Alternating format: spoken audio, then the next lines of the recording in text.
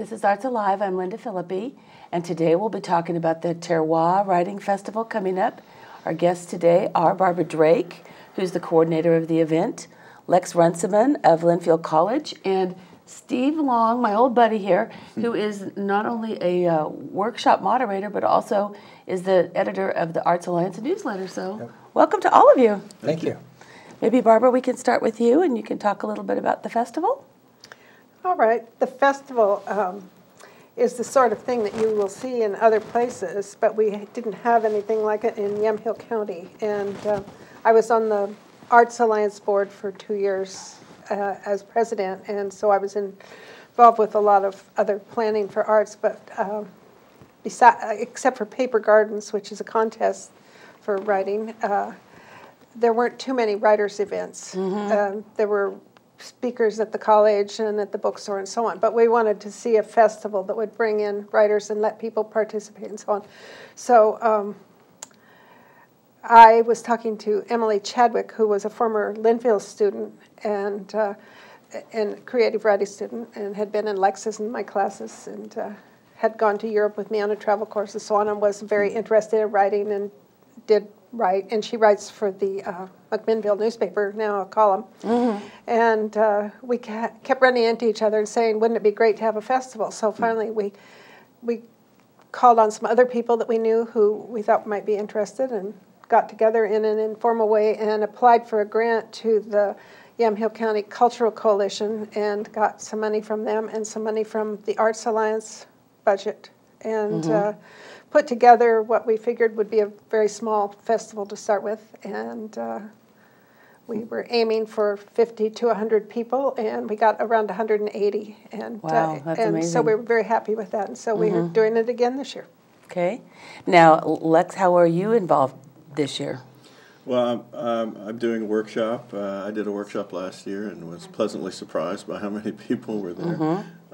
It was quite startling. And I'll be doing a workshop this time. I'm going to try and focus a little bit on voice. There's a sense when you're reading something that if you're lucky, you can actually hear somebody talking.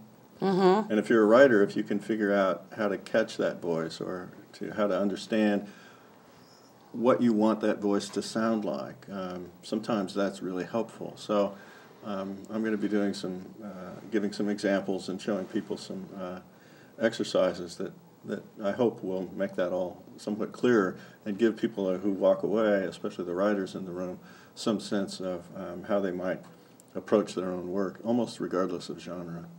So if they sign up for your workshop, for example, they'll just come in, have a notebook and a pen, and you'll just sit down and go through. I'll probably ask them to write something brief right off the bat. Okay. Yeah. Interesting. Okay. Yeah.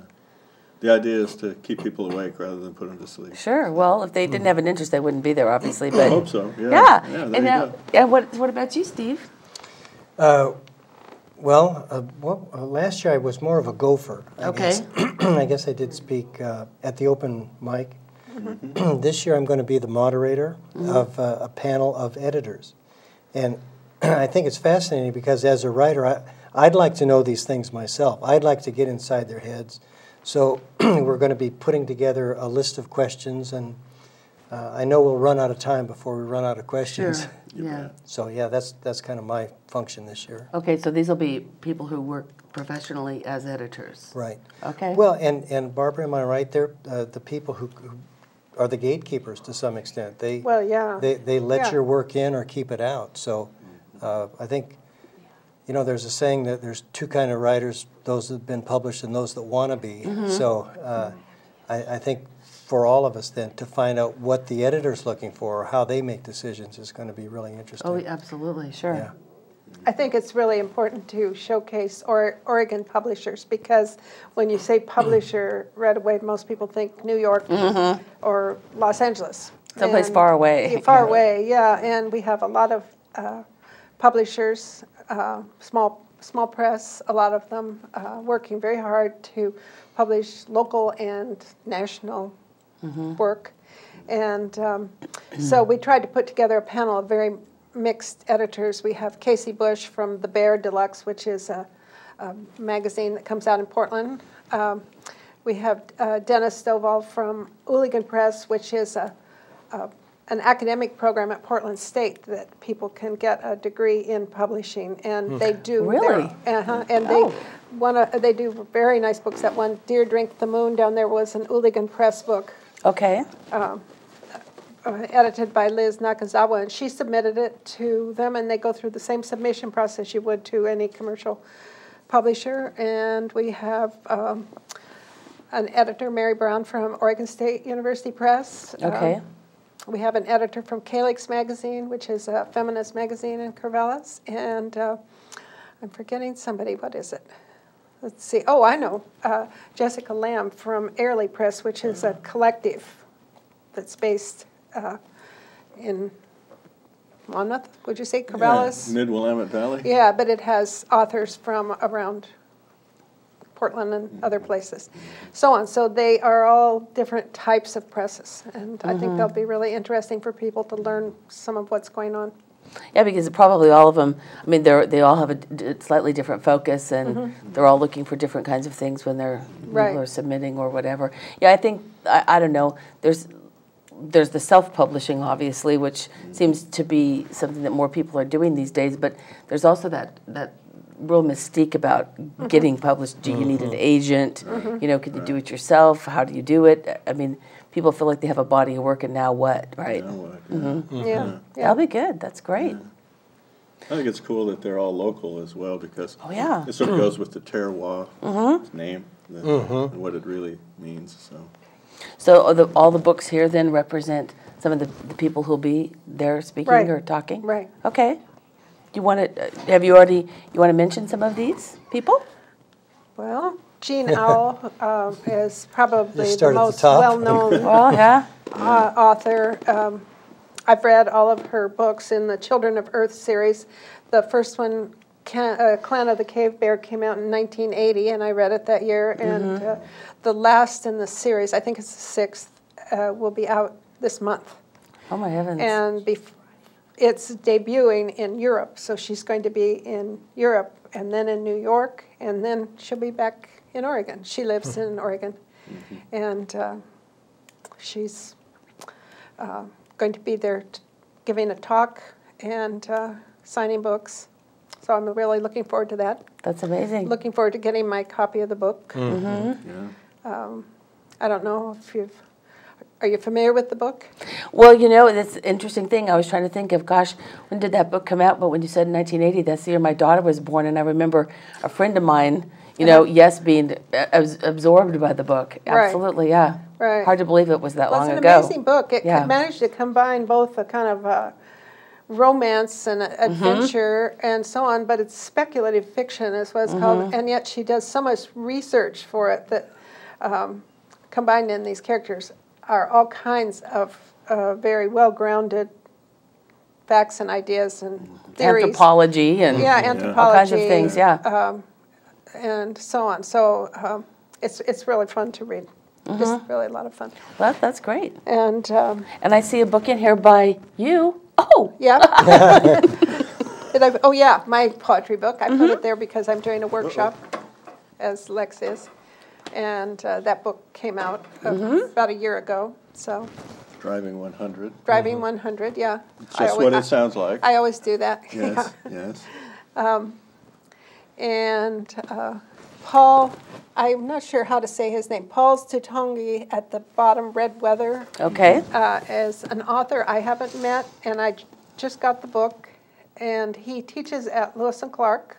Okay. Yeah. And it looks really good. Emily's been reading it. We're all going to read it and see what That's great. it is. So He'll be leading a workshop? Yeah, then? and giving a reading. Okay. Craig Leslie, he's a very well-known Oregon author. That's not his latest book, The Sky Fisherman, but he's going to be there talking about he's published many books. Pacific Northwest Book Association Book Award? Award? Yeah, he's won awards, and he's very fun and interesting. His first book, Winter Kill, I think was actually an over-the-transom book without an agent and picked up by Houghton Mifflin, I think. Is that who that is? And I've used it in classes many times and read it so many times. It has to do with Native Americans in Oregon. And Oh, interesting. Eastern Oregon. Eastern Oregon, yeah, where he grew up. Now, when you say Over the Transom, is that his publishing company? Or Without is that... an agent. Oh, okay.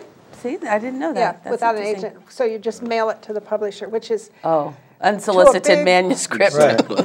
Yeah. 1 in a million chance if you do Sure. that with a big publisher to get it accepted. But it's such a good book, they took a look at it. And So now, when you were putting this together this year, after having done it once, did you just like write to the various authors and ask if they were willing to do a workshop, and then kind of give them carte blanche in terms of their subject matter, or how did you do that?